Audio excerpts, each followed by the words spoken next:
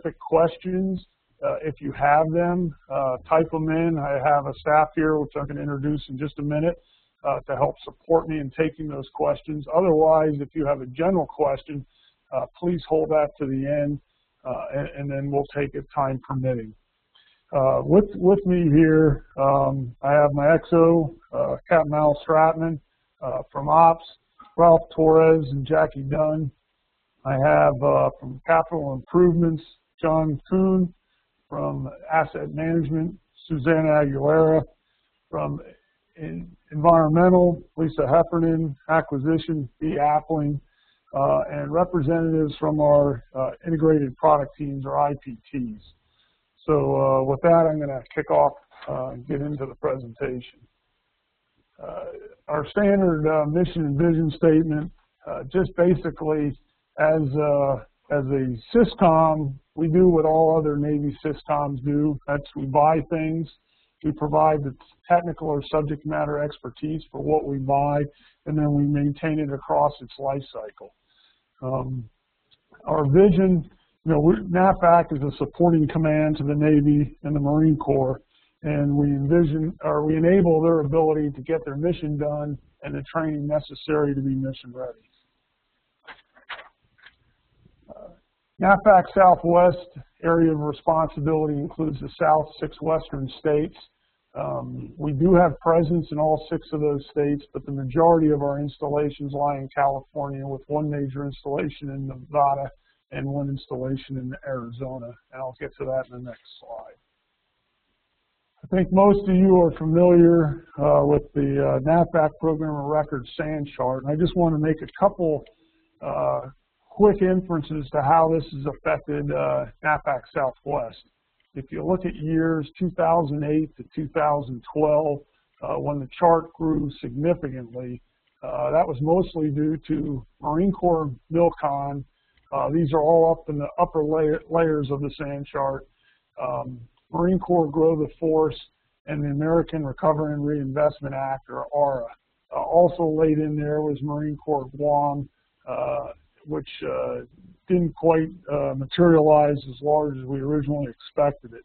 And then preceding that is OCO, or Other Contingency Operations, and that was funding that went to our efforts in Iraq and Afghanistan primarily. Now, with the Marine Corps MILCON and the Marine Corps Grow the Force, here at Southwest, over that period of 6 years, we've seen over $4 billion worth of effort. And then with the ARRA, our signature project there is the Camp Pendleton Replacement Naval Hospital, which is over a $400 million project. So as we reach 2012, and you'll see this as I break it down across our integrated product teams, that big surge amount of work is coming to its logical conclusion. But if you look at the SAN chart, or the volume or program of record prior to 2008 and then after 2012, you still see there's a step function, and we're basically experiencing that here at NAVFAC Southwest. Although the surge work is coming to a conclusion, and we're turning to more historical program of records, we're still seeing levels that were higher than before we went into the surge work. And this pretty much just lays out what our volume of business is. As you can see, we are coming down. Next year, we're looking slightly less than this year. And in FY11, we were over $3 billion. So we've come down from $3+ billion to $2.7 billion, and still close to $2.7 billion projected for next year. Excellent.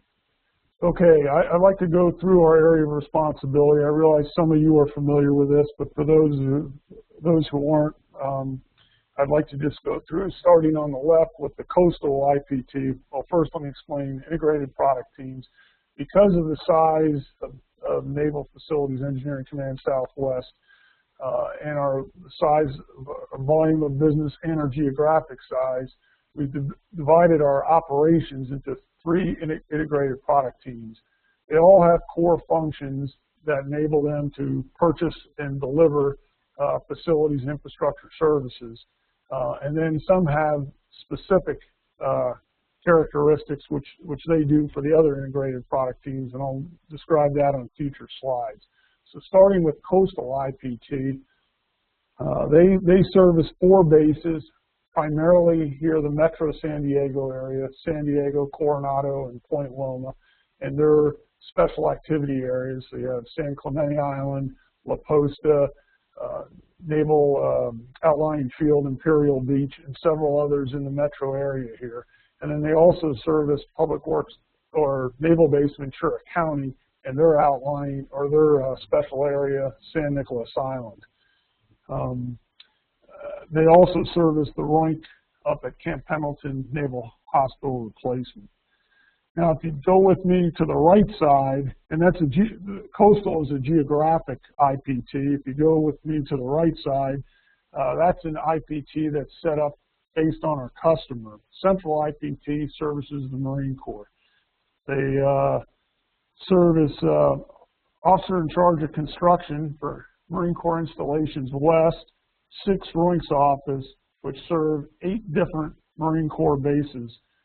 You can see them on the chart there, from as far north as Bridgeport and the High Sierras, all the way out to Arizona, which is Marine Corps Air Station, Yuma, and then many here in the desert and San Diego County area. In the middle, you have Desert IPT, and that IPT really picks up all the rest. They service 6 Navy bases, 1 Air Force base, and then we have a ROINC at San Francisco Bay, which is primarily doing BRAC environmental and BRAC closure work. Okay, I'm going to go through each IPT at a glance. First, I'm going to give you the overall profile and some of the specific characteristics, and then we'll go through each IPT and the work that they're doing there. So the coastal IPT really evolved from what used to be the Public Works Center San Diego and still retains some of those core functions, such as cranes and heavy equipment, maintenance of our light duty fleet, also, like I said, in our heavy equipment fleet as well. Pretty significant, large, in-house blue-collar workforce. Coastal IPT, as I said, does medical facilities, not only the new hospital at Camp Pendleton, but also the Naval Medical Center here at San Diego and the hospital out at 29 Palms. They also are specialists for fuels and piers, which primarily are located in this area, but we also have presence up at San Pedro near Naval Weapons Station Seal Beach. Next slide. The Desert IPT, again, they have all our over-the-horizons. Because the Marine Corps work was so large, we decided to put the Joint Strike Fighter program, even though it was at Marine Corps Air Station, or is at Marine Corps Air Station Yuma, we decided to place that underneath the Desert IPT with the expectation that the Navy will follow on with the Joint Strike Fighter program, and having that resident expertise in one IPT would be advantageous, plus it was a good distribution of labor with the rest of the Marine Corps work. The Desert IPT also has our in-house design capability and services the other 2 IPTs with that function. And the last, the Central IPT, again, this is the one that services the Marine Corps. If you paid attention to the workload by fiscal year, you'll notice on this chart as compared to the last 2 that the scale is different here. So although the drop-off is dramatic due to that surge work, we're returning actually above historic levels. So if you look at 2007, slightly over 200, and then you look out to 2013-14, it's over 300. So we are at levels that were above where it was before. Okay. Now I'm going to go through each one of those IPTs specifically in the work that they're doing. Coastal IPT, we're looking at over $300 million in FY13. We have, as stated on there, 3 Special Operations Command projects. This is an area where we expect to see more growth throughout the next 4 or 5 years here in the San Diego metro area, as the Naval Special Warfare Command has grown significantly over the last 10 years and needs its infrastructure to be not only updated but capacity increased to handle their training and operational requirements. We have a DLA project, 1 TMA project, and 4 other MILCONs, and then a significant amount of special projects still to be determined. Commander Mike serves in the room with me today. He is the IPT leader, and James Sanfideli is the deputy. The contact information is on the screen. This IPT is most closely aligned to our goal of 60% design build, 40% design bid build. As most of you have been watching these realize that those are the NAVFAC targets here on the West Coast. We have leaned more heavily towards design build and are trying to get our profile closer to the 60-40. Really expect overall probably to land somewhere about the 70-30, maybe a little bit under 70. On the acquisition side here, 3 projects will be standalone, 5 projects through our multi-award construction contracts, and then 1 will be a sole source procurement with 8A. And if you look down at the program allocation, 7 of those projects are here in the metro area, 1 out in the desert with 29 Palms, that's the medical facility, and then up at Ventura County. I got a question here. Recently there was an infrastructure NEPA opportunity that came out of the small business set-aside, however, was recently suspended. Do you have an update on this opportunity? Will it be reissued, and will it still be a small business set-aside? Yes, it will be continued as a small business set-aside. Okay, now some of the specific projects with Coastal. Go to the next slide. Okay, here in San Diego, strategic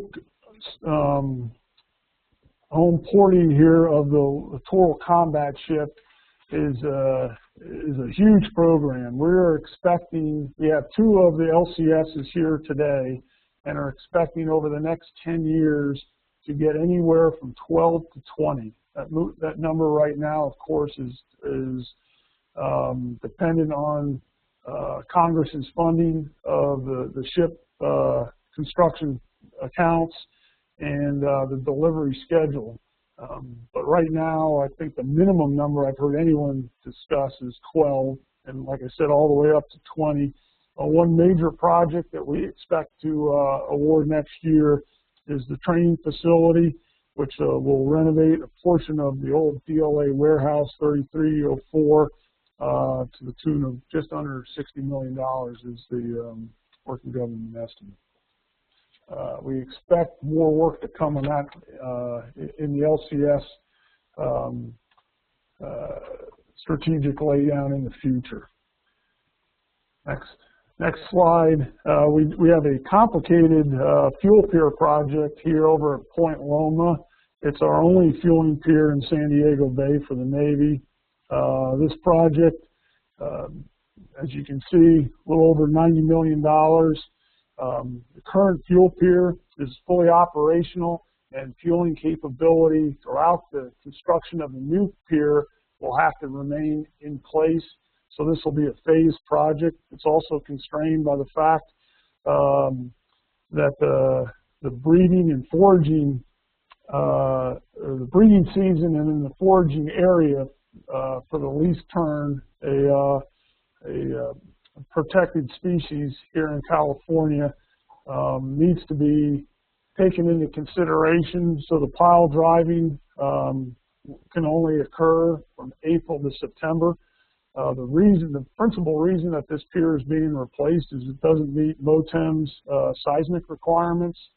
As a result, The design of the pier is going to require some substantial steel piles be vibratory and impact driven, which will involve some pretty significant environmental considerations throughout the bay. So again, this project is probably going to be done across a 4-year schedule, with the fact that the old pier needs to stay operationally capable until enough of the new pier is complete that it can take over operations. Then the remainder of the old pier will be demolished, and then the rest of the new pier will be completed.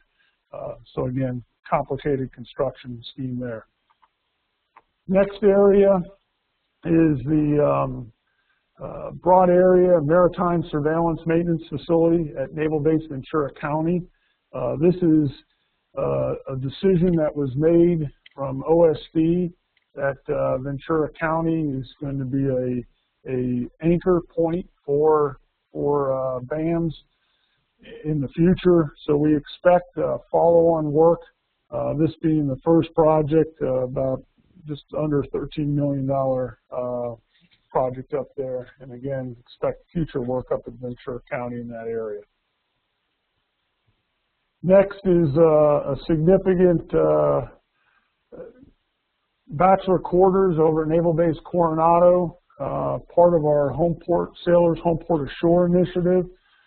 This is a 220,000 square foot facility, approximately 230 market style modules of about 800 square foot each. We've had great success with similar barracks recently ribbon cutted just last year or earlier this year in this area, and we'll look to have another successful project awarded this next fiscal year. Okay, that wraps up coastal for the major projects. Now on to desert IPT. About $160 million in FY13, 4 MILCON projects, a M2R2 or the Marine Corps' version of the special projects, a substantial number of energy projects out in our desert bases or over the horizon bases. Commander Darren Hale, who's in the room with me, is our IPT leader, and Rose Herrera-Cap, the deputy. Contacts are on the page. Design level is a little bit more traditional for Southwest with 75% DB, 25% design bid build. As you can see, 3 projects are going to be awarded under our general MACC, and 1 project under an 8A MACC. 3 are at Yuma, and 1 is at Seal Beach. So next slide, go through that real quick. Truck upload facility at Yuma, pretty small project. That'll be going to the 8A. Security operations complex at Yuma, about $13 million there. And then the combat aircraft loading apron, that also is at Yuma at about $16 million. And the larger facility here will be at Seal Beach, and that's a Strategic Systems Weapons Evaluation and Test Facility. That's a 62,000 square foot facility that does materials engineering and calibration laboratory. Okay, on to our Marine Corps or Central IPT. Again, looking at over $300 million in FY13, 6 MILCON projects, 32 M2R2, and 71 energy projects, but as you notice, they total up to about $75 million, so these are many smaller energy projects. Commander Yvonne Roberts is the IPT leader. She's not here today, but her deputy, Gaston Bourdonnais, is with us. On to the program highlights. Primarily design build, and we have 1 real estate acquisition. That's the asset management. As you can see, 1 standalone, 3 through the MACC, and then 1 project through 8A MACC. The allocation, we have 2 projects at Camp Pendleton, really 3 because the ones aboard Marine Corps Air Station Camp Pendleton, 1 in Miramar, 1 at the Recruit Depot here in San Diego, and then 1 out of 29 Palms. On to the specifics here. The Communications Information Systems Operations Complex is a over 100,000 square foot facility that's going to be built across 2 sites. Pretty complicated construction here. The next project, San Jacinto Road Extension, about $6 million, and then the land expansion is a real estate action out at 29 Palms to increase the size of the training and operating area out there. Central IPT, continuing on, we have an entry control point at Gate 5, which is right beside Lindbergh Field Airport in San Diego to expand access and improve anti-terrorism construction standards for access to the southern part of Marine Corps Recruit Depot. P-181 Hangar 5 renovations in addition at Marine Corps Air Station Miramar. It's MV-20. It's to modify Hangar 5 in support of an MV-22 squadron, and it will also support CH-53 aircraft. And then finally, at Marine Corps Air Station Camp Pendleton, there's another MV-22 support facility, and this is a simulator building, about $4 million. Okay, that concludes the project review for the IPTs. Now I'm going to go through some of the way we conduct business here. For the acquisition approach, typically we have the different methods here: full and open competition set aside for small business, our multi-award construction contracts. We have those across different varieties of our business sectors. I have a slide which will show the 19 different MACC categories that we currently have right now. The full and open competition is with the competition for the initial MACC, and then of course we write task orders once we have the MACC award winners. We have IDIQ, or indefinite delivery, indefinite quantity AE contracts, and then for specifics such as paving, roofing, painting, utilities, and other areas, we have IDIQs for construction as well.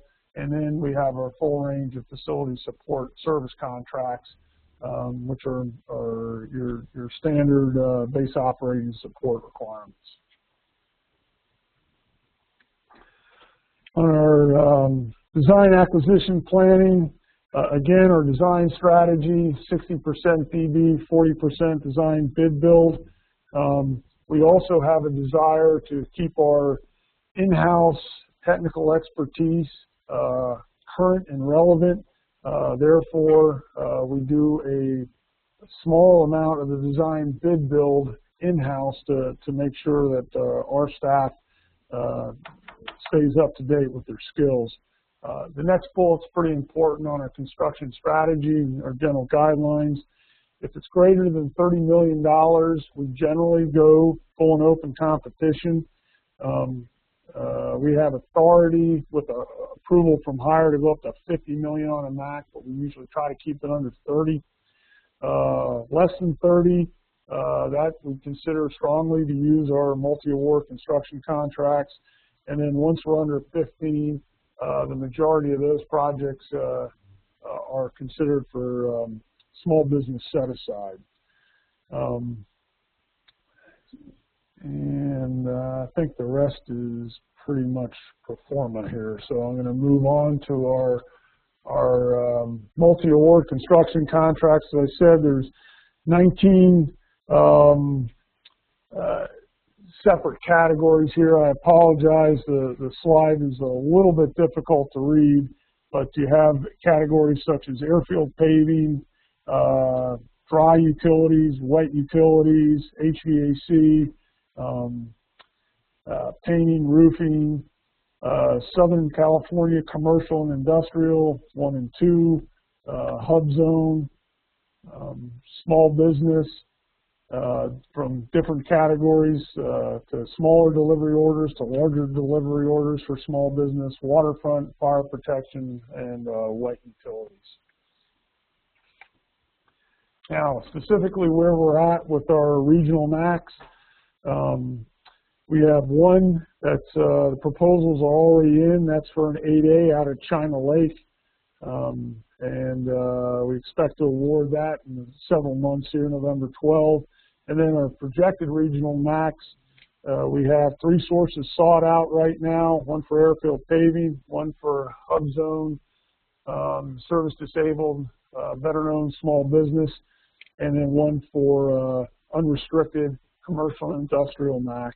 And then we expect to award all those either in next fiscal year or the following. And then you can look at the bottom what our plan is as we move out to fiscal years 14, 15, and 16. Okay, moving over to the AE side of the house, same type of chart here. If you'll look in blue, are those that are awarded as of last month. The yellow is remaining capacity, and then the off blue is our planned task orders, and then to the left there you see those 5 bars in white. Those are to award this calendar year, and I'll go through those, I believe, in the next slide. Yeah. So as we go into the next slide, the second column from the right is a planned award date. You see all are planned for this calendar year, 3 in next month, and then 1 in October and 1 in December, 1 unrestricted for facility planning, several 8As, multidiscipline and geotech, and then 2 unrestricted for cost engineering, surveying, and mapping. Future contracts, we have a source of sought that's under review right now for waterfront, looking to award that in a year from now. And then 2 others in next calendar year, 1 for mechanical, 1 for civil engineering, and then a long-term for civil engineering out towards 15. Energy program is huge here at Southwest. I only put 1 slide in the industry forum brief because we've addressed it in many other forums. We are actively working on the conservation, reducing our consumption, doing that through multiple different projects with great success. I get a lot of questions as to are we going to get back into financed energy projects?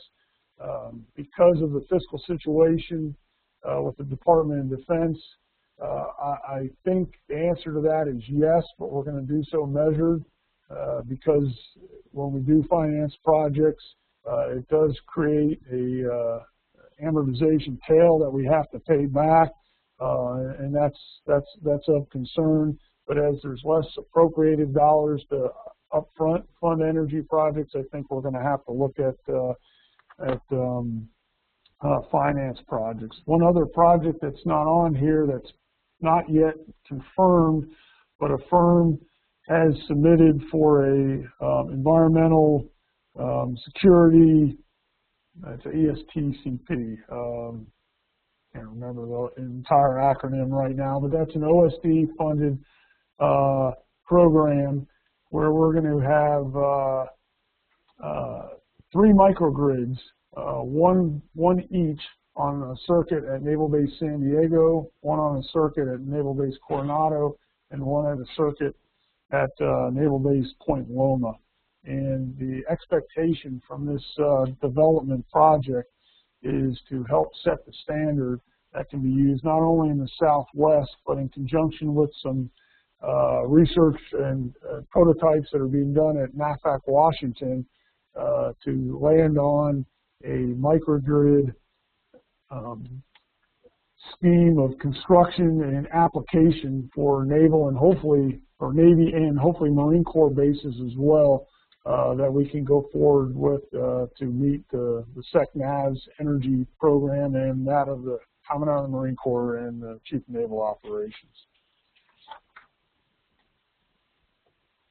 Okay, now moving on to Southwest Environmental Procurement Summary. The ones that are underway right now anticipate award by the end of this calendar year. 2 restoration, 3 compliance, and 2 natural cultural resources. And our planned procurements, as you can read there, synopsis projected for next year or the following for environmental range contract, 2 restoration contracts, 1 AE compliance, 4 NEPA, and then 1 natural resources.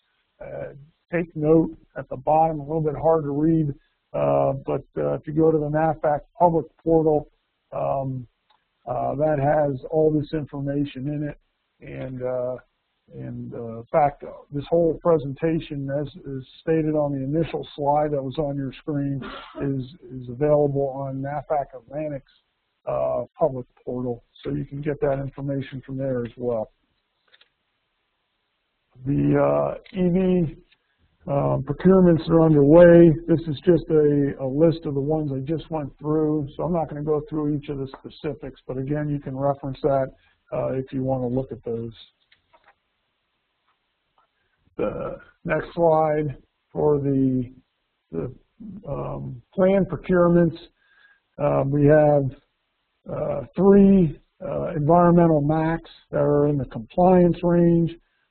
We expect those all to be awarded in the next fiscal year or possibly into 14, as I said. And then down at the bottom are the NEPA IDIQs, of which we have 5. Well, actually 4, and then a fixed price natural resources MACC, which is a multi-award service contract. Okay, real quick, asset management. This is pretty much standard across all the FECs, so it should be a repeat for most of you. This is where we do our infrastructure planning, facilities planning, geospatial information, which we've been fortunate to have fairly robust funding over the last 4 or 5 years. We're waiting to see what happens with the current fiscal situation, but hope to continue a robust effort in that area. Same is true with encroachment management, an area extremely important to preserving our training areas, specifically when it comes to naval aviation and range operations. As a result of that, we do ACUs and RACUs studies, and then we obviously gather all the data and maintain that data management capability. As well as asset management, oversees our business partnerships for our family housing and some of our bachelor housing through the public-private venture.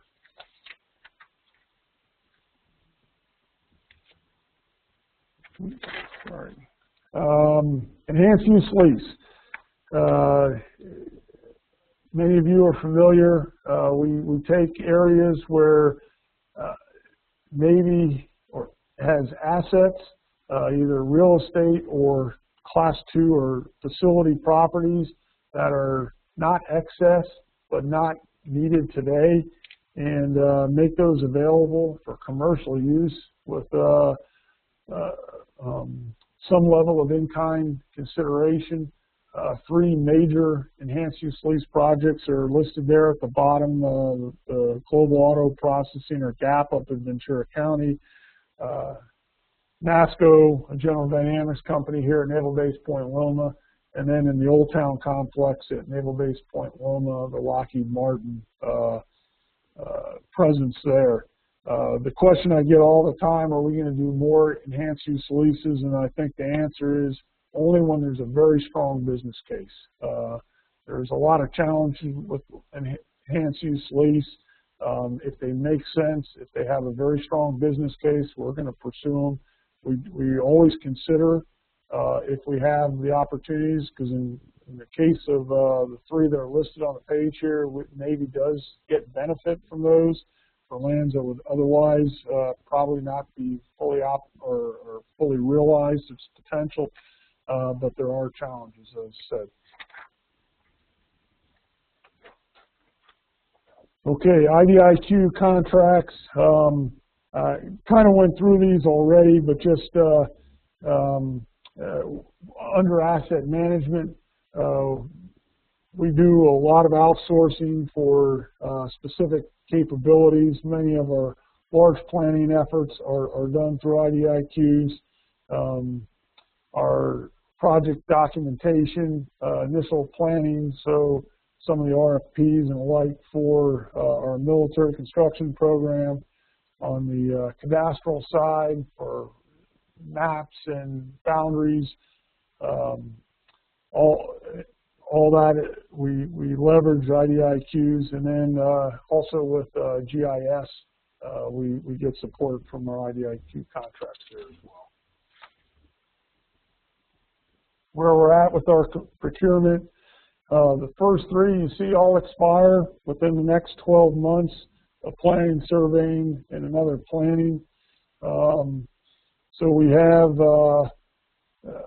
existing other contracts planning that go out to 14, 15. Well, we have the one that we expect to award next month. Will be for 3 years, and surveying mapping, again, award next month. That goes out for another 3 years. And then the landscape architecture that's in place today, and it's good out to 2016.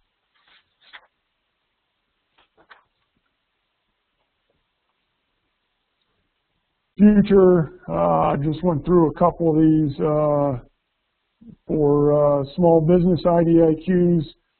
You have one that's going to be advertised in December of this year, and planning that'll be advertised the following year. And then for full and open competition for IDIQs, November of this year, December of this year, and then one way out in November of 14. And then finally, public-private venture. Again, all the housing in Navy Region Southwest is under public-private venture oversight. 3,000 EQs are in a pilot room at Naval Base, or in a pilot program at Naval Base San Diego. Our partners there, as listed on the screen, are Hunt, Lincoln, and Clark. This has been a great program. It's enabled our sailors and Marines to have facilities using the power of capital to get great facilities today, as opposed to having to wait for congressional appropriations once their housing has gotten to the point where it truly needs to be replaced. So we're buying forward, just as most people do out in the private sector. If you need additional information on it, the website there is listed at the bottom.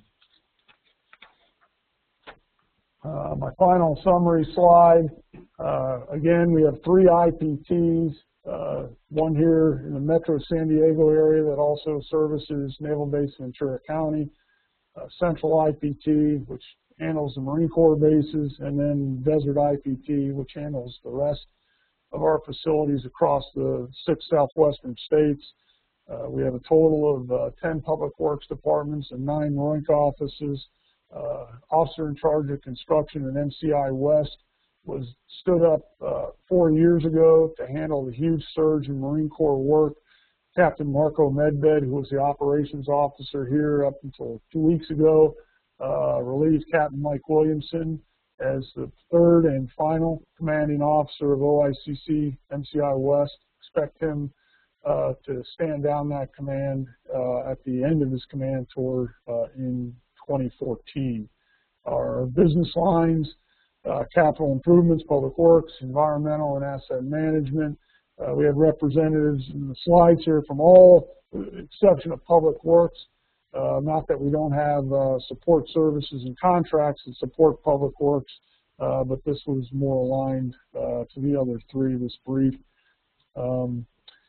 Strategic drivers, Southwest is going to continue to be a leader in the energy area, making great progress, still have a long way to go.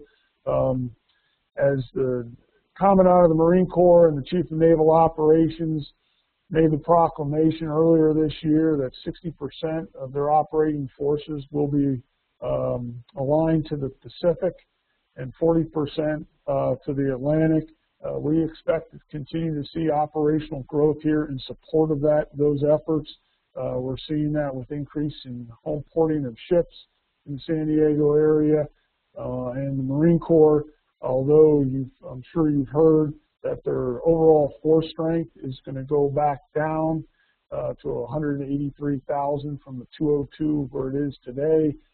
We're not expecting to see any net loss of Marines here in the Southwest AO, so it's going to be net neutral for us.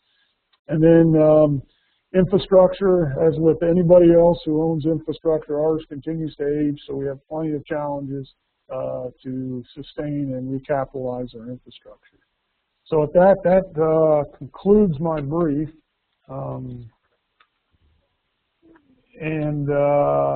I'll ask my staff here if we have any questions that have come in that I can address for you. Do you have anything? Yeah, I'll hold on the line here for a couple minutes. If anybody has general questions that you want to type in, and we can address.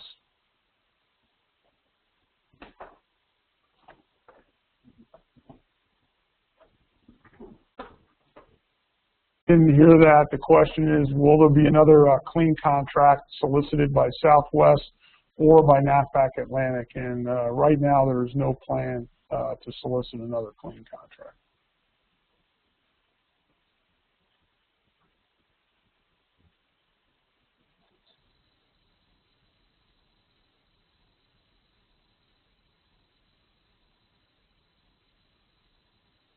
Contract being resolicited, the answer is yes, it's been advertised. Okay. Yeah. The question here is the $40 million URS contract that's currently in place being resolicited as a $15 million planning contract, and the answer to that is yes.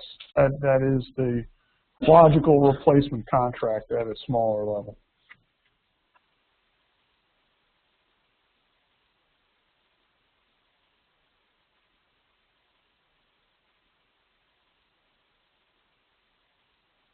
Yeah, we do have a few more of your questions. We're working on getting the answers to those, so if you bear with me just for a minute or two, we'll get them out to you.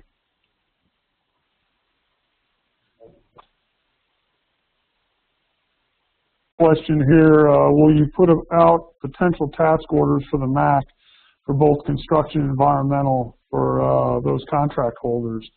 And for the construction side, please see the MILCON solicitation forecast that's on our NAVFAC public portal.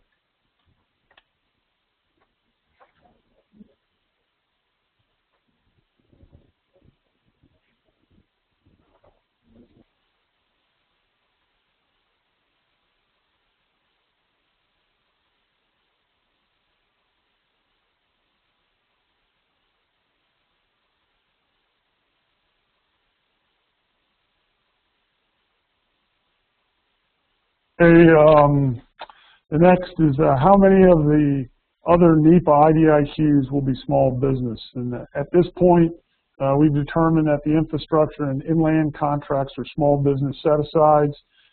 We anticipate advertising the sources sought for the remaining two next year to determine if they will be small or large businesses.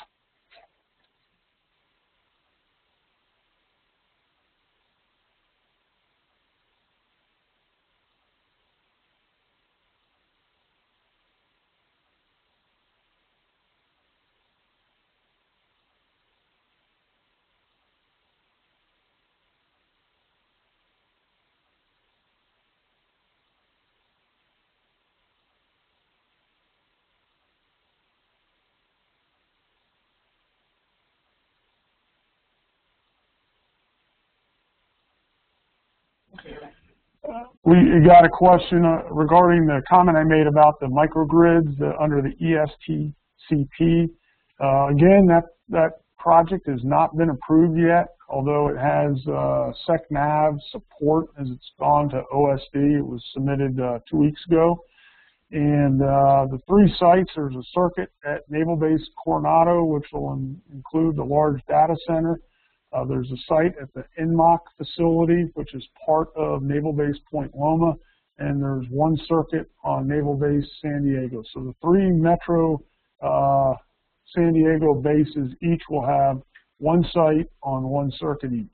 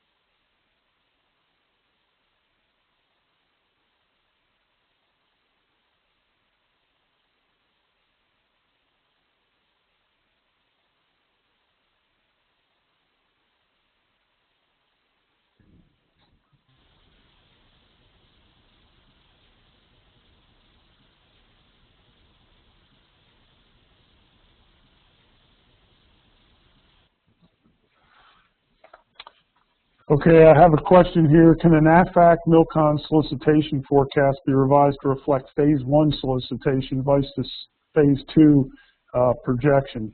Would help with teaming. Right now, I can't make that call here. That has to go back to headquarters, but we'll take a look into that.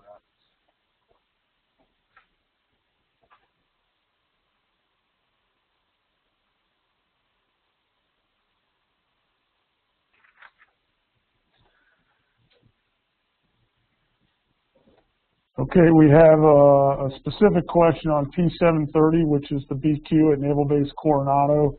Will that be a design bid or a design bid build project, and will it be a MACC or a standalone? 730 right now it will be a design build project, and it will be a standalone procurement.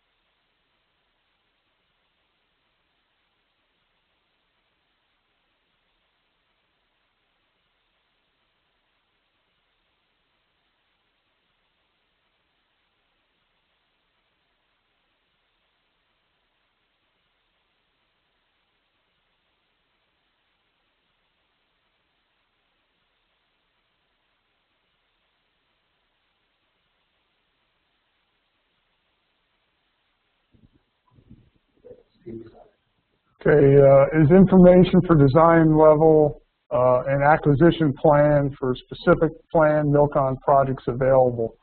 And yes, it is, and that's on our, John, where can they get that? The MILCON solicitation forecast. Okay, the MILCON solicitation forecast.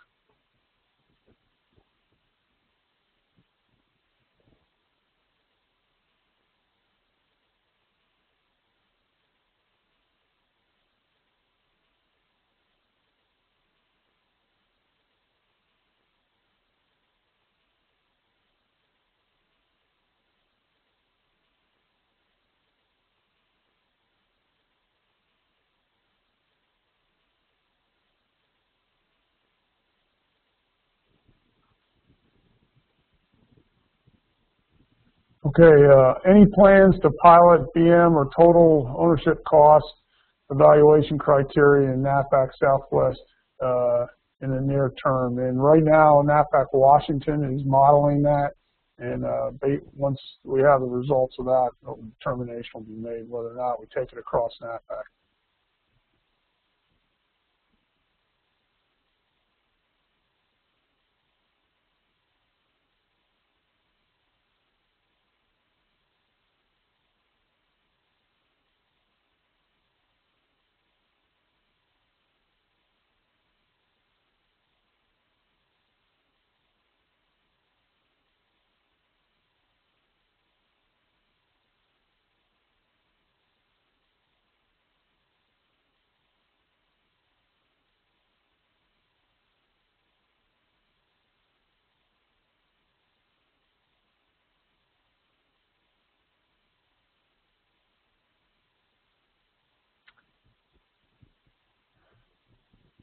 There's a question, do you foresee that NAVFAC will have any utility scale renewable energy projects such as geothermal or solar through the EUL or any other program?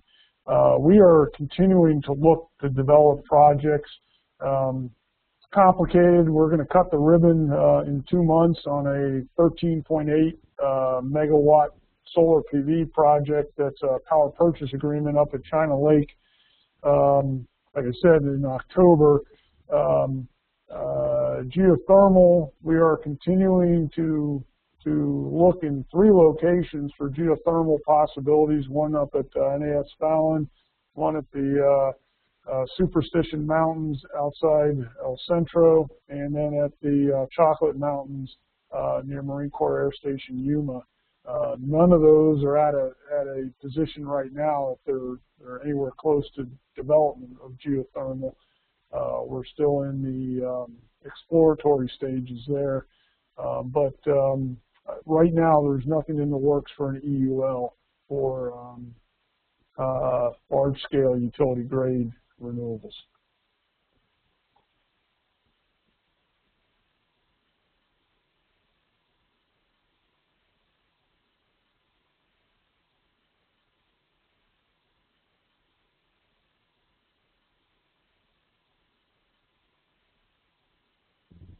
Okay, I think we've answered most of the questions. We'll continue to scan your input, and if we missed one, we'll answer them specifically and through the portal. I appreciate everyone signing in to this webinar. The feedback I've gotten is that the information's been very helpful, but you prefer to do it in person. I think we prefer that as well. So conference rules allowing, my assumption is you'll see a NAVFAC Atlantic sponsored industry forum next year. So again, thank you very much. We appreciate your support and teaming with you and taking care of the Navy and Marine Corps here in the Southwest. Out here.